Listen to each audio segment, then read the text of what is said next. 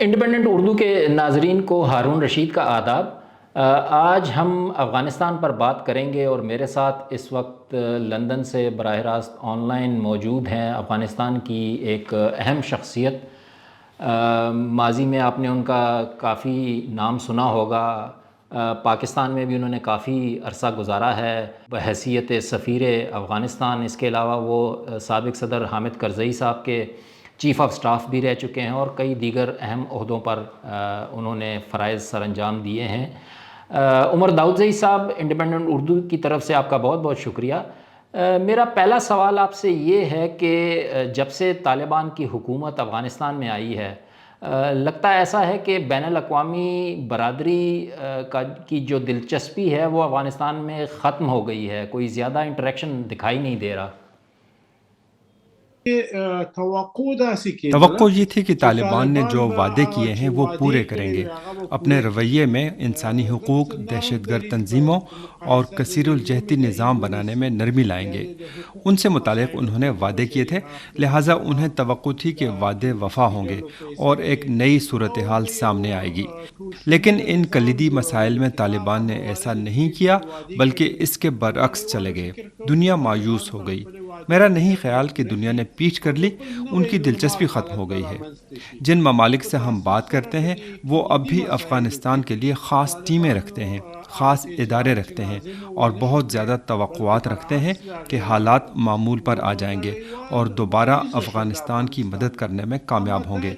یہ ممالک مدد کرنا چاہتے ہیں لیکن مشکل طالبان کی طرف سے ہے۔ عمر صاحب، یہ بتائیں، جیسے آپ نے کہا کہ ہر ملک جو ہے اپنا ہوم ورک ضرور کر رہا ہے، افغانستان پہ مشاورت ہو رہی ہے، بات چیت وہ کر رہے ہیں، لیکن دوسری طرف اگر آپ دیکھیں تو پاکستان بھی مسلسل دنیا سے کہہ رہا ہے کہ آپ طالبان کے ساتھ انگیج کریں، لیکن اپنے وطن کی سطح پر، اپنے ملک کے اندر تو وہ شاید مشاورت کر رہے ہیں، لیکن طالبان کے ساتھ کوئی بات نہیں ہو رہی اتنی زیادہ، کوئی اتنا زیادہ پریشر نہیں ڈالا جا رہا طالبان کے اوپر، تو یہ کس حد تک درست ہے؟ دنیا اور ہمسایہ ممالک کا موقف ایک جیسا ہے، جزیات میں کچھ فرق ہے، لیکن اجتماعی طور پر ایک ہے، اور یہ کہ طالبان کے ساتھ قطع تعلق نہیں کریں گے، برداشت کریں گے، مذاکرات کریں گے، مفاہمت جاری رکھیں گے، باضابطہ طور پر تسلیم کرنے میں مشکلات حائل ہیں۔ پاکستان کی ایک خاص صورتحال ہے۔ جب سے طالبان تحریک شروع ہوئی، ان کے آپس میں خاص تعلقات تھے۔ وہ رابطے اس شکل میں بھی ہیں، لیکن پاکستان کی طالبان سے جو توقعات تھیں، مثال کے طور پر TTP اور دیگر مسائل کے حوالے سے، وہ پوری نہیں کی گئیں۔ پاکستان بھی مایوس دکھائی دیتا ہے۔ پاکستان نے بھی دباؤ ڈالنے کے ذرائع کھو دیے ہیں۔ طالبان اب پاکستان کے محتاج نہیں ہیں، البتہ دونوں بعض معاملات میں ایک دوسرے کے محتاج ہیں۔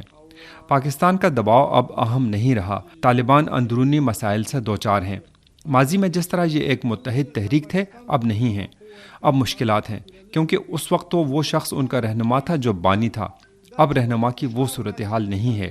موجودہ رہنما کو تو خود اپنی قیادت ثابت کرنے کا چیلنج ہے۔ آپ نے طالبان افغانوں کی بات کی، طالبان کے اندر بھی حالیہ دنوں میں کچھ ایسی آوازیں اٹھیں کہ وہ افغان طالبان کی پالیسیوں سے کوئی زیادہ خوش نہیں تھے، تو طالبان تحریک کے اندر آپ کتنا اختلاف دیکھتے ہیں؟ آگے چل کے کوئی بڑھنے کے امکانات ہیں یا یہ وقتی چیز تھی اور ختم ہو گئی؟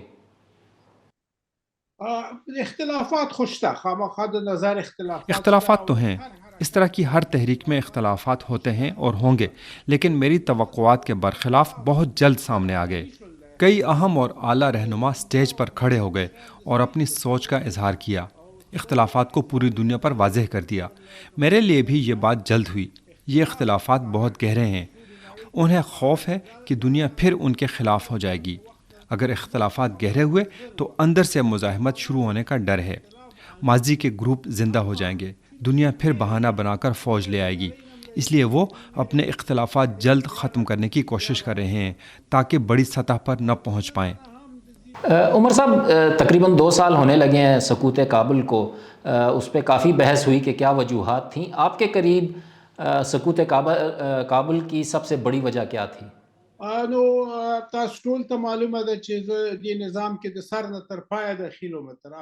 آپ سب کو معلوم ہے کہ اس نظام میں پہلے سے آخری دن تک شامل تھا، مختلف حالات، شکلوں اور اوقات میں۔ حالانکہ ایک وقت مخالف بھی تھا۔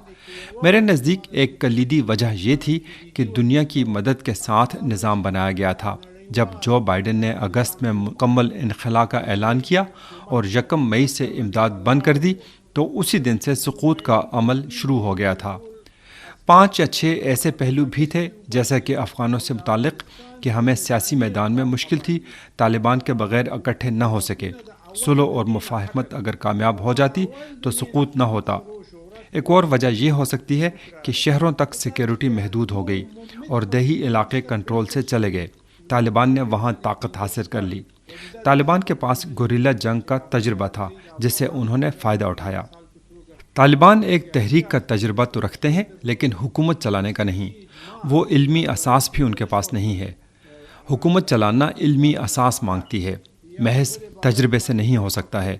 مشاہدے یا کامن سینس سے حکومت نہیں چلتی۔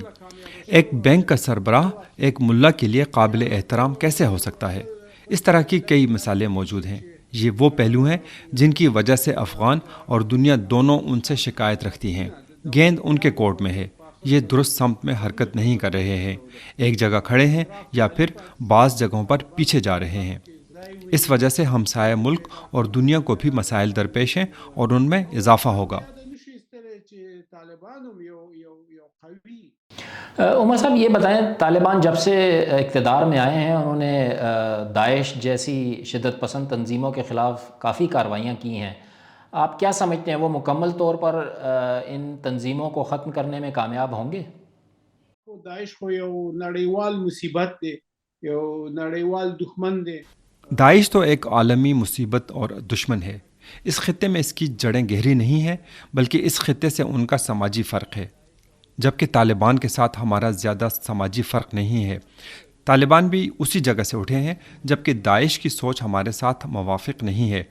طالبان کی کارروائیاں جن سے لوگ مصیبت سے دوچار ہوتے ہیں وہ داعش میں جا سکتے ہیں۔ میرے خیال سے محض کارروائیاں کامیاب طریقہ نہیں ہے۔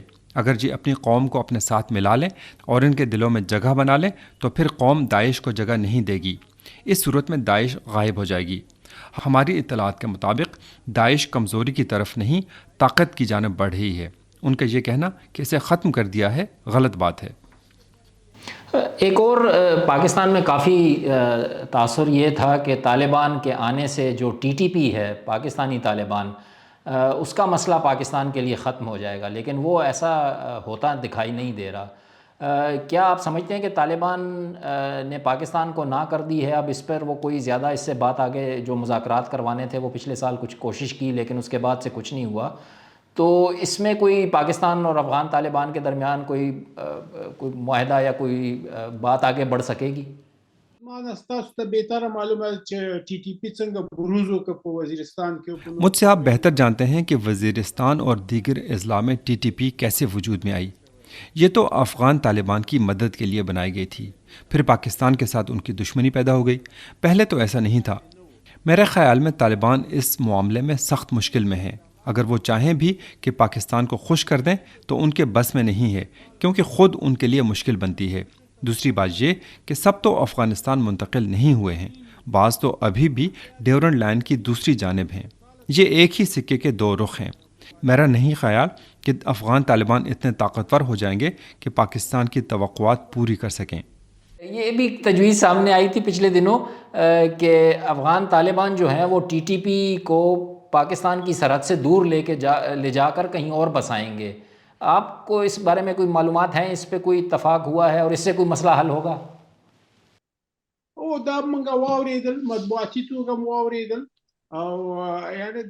ہاں، یہ ہم نے بھی اخبارات کے ذریعے پڑھا ہے۔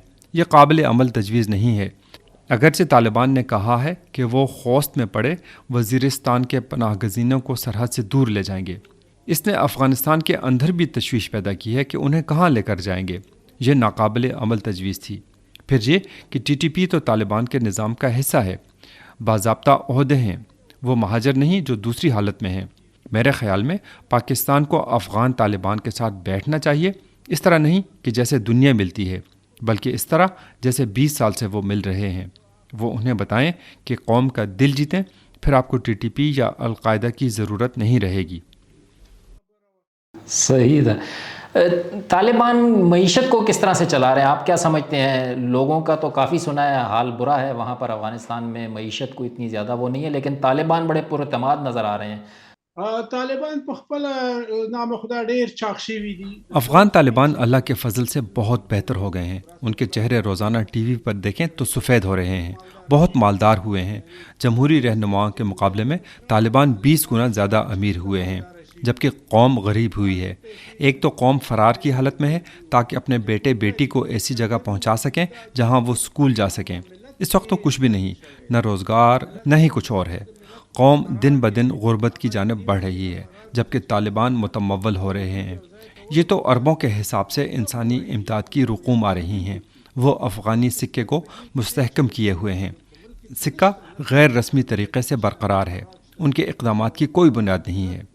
لیکن آپ کے دور میں جب کرزئی صاحب بھی دور اقتدار میں تھے، انٹرنیشنل ایڈ بھی آ رہی تھی، امریکہ بھی ڈالر دے رہا تھا، اس میں بھی تو معیشت کوئی زیادہ مستحکم نہیں ہوئی، لوگوں کے حال کوئی اتنا زیادہ اچھا نہیں ہوا۔ تو اب اگر طالبان کچھ نہیں کر پا رہے ہیں تو یہ تو ایک چلتا ہوا سلسلہ نہیں ہے؟ نه دا صحیح خبره نه ده. په 2002 کې چې پیل وشو هغه وخت کې د افغانستان د خلکو حالت ډیر خراب و. نہیں، یہ بات درست نہیں ہے۔ ابتدا میں افغانوں کی حالت بہت خراب تھی۔ پہلے جب آپ شہر میں گھومتے تھے تو ہر شخص اور ہر بچے میں غربت دکھائی دیتی تھی۔ پھر 15-20 سال بہت اچھا چلا، غریب بہت کم ملتا تھا۔ ایک وقت میں پاکستان سے 15 لاکھ مزدور وہاں کام کر رہے تھے۔ یہ تو آخری 5 سالوں میں جب غیر ملکیوں کی تعداد میں کمی آئی تو ان کے ساتھ ملازمت کرنے والے ڈرائیور وغیرہ بیکار ہو گئے۔ جنگ میں شدت آئی اور طالبان نے اہم شاہراہیں بند کیں، راستے انہوں نے بند کر دیے، اقتصادی منصوبے انہوں نے بند کروا دیے۔ یہ بات درست ہے کہ آخری 5 سالوں میں معیشت میں گراوٹ آئی تھی۔ جب ہم حکومت میں آئے تو 44% لوگ خط غربت کے نیچے تھے، لیکن اب اقوام متحدہ کے مطابق 97% خط غربت کے نیچے ہیں۔ آپ حامد کرزئی صاحب کے ساتھ بھی آپ نے کام کیا ہے، ان کی کیا صورتحال ہے؟ وہ تو لگتا ہے کہ جیسے کابل میں محصور ہیں، سنا ہے پچھلے دنوں ایک ٹی وی ان سے انٹرویو کرنا چاہ رہا تھا تو طالبان نے انٹرویو کی اجازت بھی نہیں دی۔ تو حامد کرزئی صاحب کا کیا مستقبل دیکھ رہے ہیں آپ؟ کرزی صاحب په خپل کور کې اوسېږي، اما طبیعتاً چې څه به د امنیتي ملحوظاتو په خاطر وہ اپنے گھر میں رہ رہے ہیں، اس وجہ سے سیکیورٹی سخت ہے کہ انہیں کوئی خطرہ نہ پہنچے، ورنہ طالبان کی سخت بدنامی ہوگی۔ بعض پابندیاں ان کی اپنی سیکیورٹی کی خاطر ہیں۔ طالبان کی اپنی ذہنیت بھی ایسی ہے کہ وہ آزاد بات پسند نہیں کرتے۔ وہ تو قومی رہنما ہیں، جب میڈیا سے بات کریں گے تو خواہ مخواہ ان کی کمزوریاں بیان کریں گے۔ اگر افغان میڈیا ان سے بات کرے تو یہ اسے کنٹرول کر سکتے ہیں، لیکن غیر ملکی میڈیا کے ساتھ تو ایسا نہیں کر سکتے، اس لیے یہ ممانعت ہے۔ کرزئی صحت مند ہیں، اپنے وطن میں ہیں، خوش ہیں، خاندان ان کے ساتھ ہے، لیکن یہ طالبان کے لیے کہ وہ انہیں اس حال میں رکھتے ہیں تاریخ میں ایک برا پہلو ثابت ہوگا۔ اشرف غنی شاید اسی لیے چلے گئے کہ انہیں اندازہ تھا کہ ان کا حال تو اس سے بھی برا ہوگا۔